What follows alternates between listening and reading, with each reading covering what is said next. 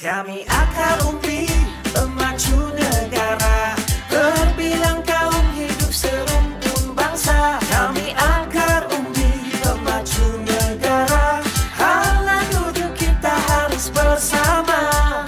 Those were the days when we fight for each other, support, lean towards one another. Hai, Assalamualaikum. Bersama dengan anda untuk Aku PN Stage pada minggu ini, saya Atira Azani. So, Aku PN ataupun Akar Umbi Pembantu Negara ini mempunyai 3 elemen, iaitu cari kerja, skill dan support. Ini adalah pemudah cara untuk kita semua dari Inisiatif Pemuda Perikatan Nasional.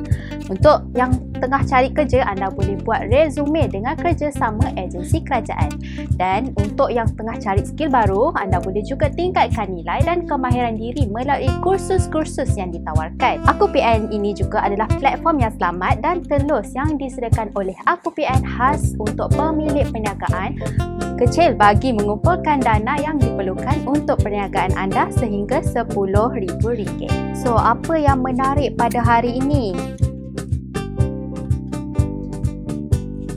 Kerajaan perlu menangani dengan terperinci dakwah anti vaksin termasuk golongan yang skeptikal terhadap vaksin COVID-19.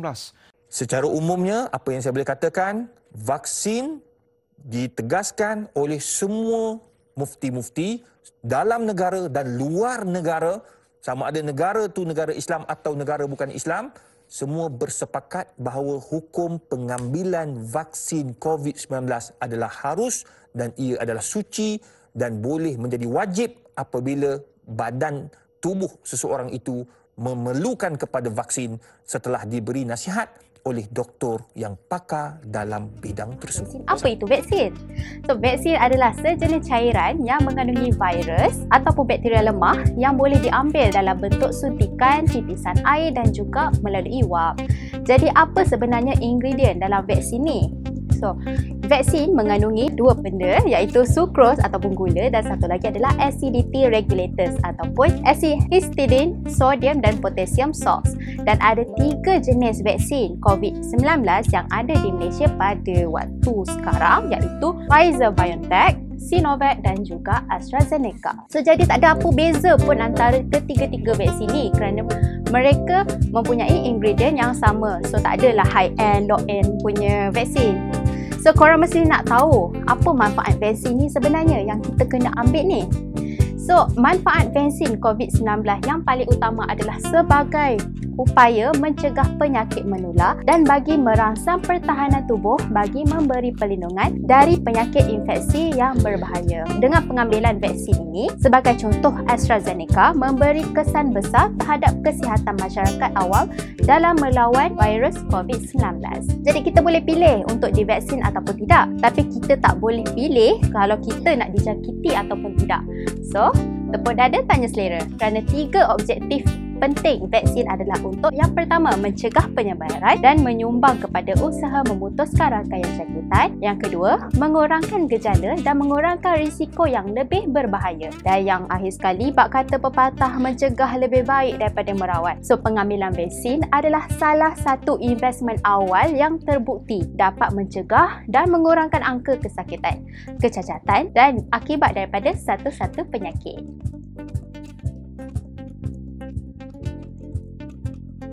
Okey, untuk segmen pada apa khabar pada minggu ini daripada Ampang Cleaning Pro, Encik Muhammad Sofi Sabri. So, apa khabar Encik Sofi?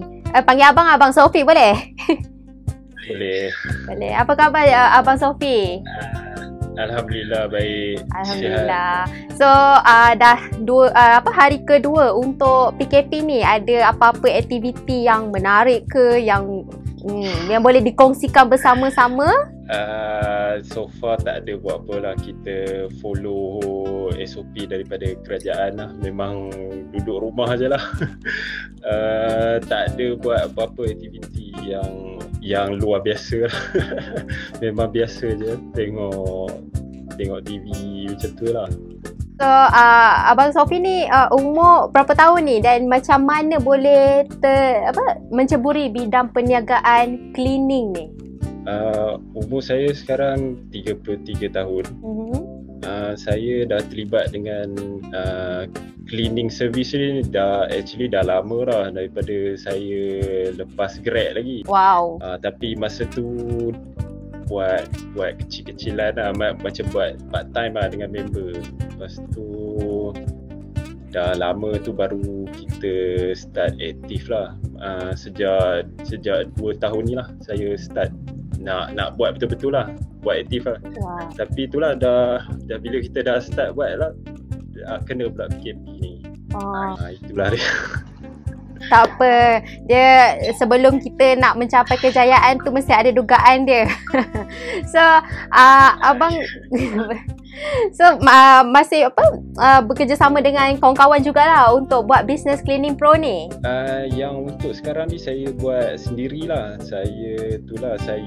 Kita dah ada modal sikit, so kita sebab sebelum ni masa buat dengan kawan tu, lepas tu dah lama tu kita stop. Lepas tu saya decide saya nak buat sendiri terus lah. So ada modal sikit, so kita beli barang-barang dan lepas tu kita go ni lah, buat sendiri lah. Saya pun dah register company apa semua dan terus serius lah nak buat. Alhamdulillah, okey lah tu. Yang penting kita kena berani. Yes. Nampak kat situ dia berani mencuba. Ya. Okey, nak tanya sikit lah abang. Macam mana abang dapat tahu tentang Aku PN ni? Ceritakan sikit. Sebenarnya saya dapat tahu ni pun daripada kawan-kawan yang bisnes jugalah. Dia orang ada share dalam WhatsApp. So dekat situlah saya ada tengok link support.my ni. So lepas tu saya tengok dia punya laman web tu, ramai yang share semua pasal bisnes diorang. So saya pun tertarik lah nak try jugalah. Abang Sofi, so kita nak tanya sikit lah. Kenapa abang memilih untuk memohon dengan Aku PN? Boleh share sikit?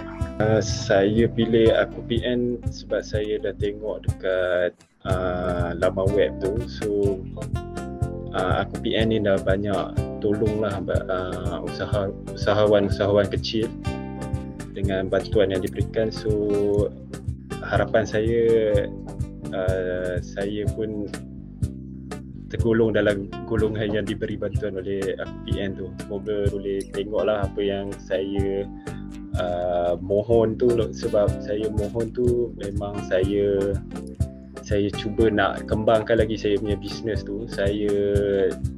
Niat saya tu supaya saya boleh beli beberapa mesin yang saya boleh buat lagi untuk bisnes saya lah. Macam scrub mesin, carpet washer tu. Sebab sekarang ni kita kekurangan benda tu. Tapi apa yang saya buat sekarang ni dah ramai. So saya fikir saya nak buat saya nak offer benda yang different yang saya boleh offer kepada customer. So mungkin target customer saya tu lebih besar lagi lah kalau saya boleh beli barang-barang tu. Alright.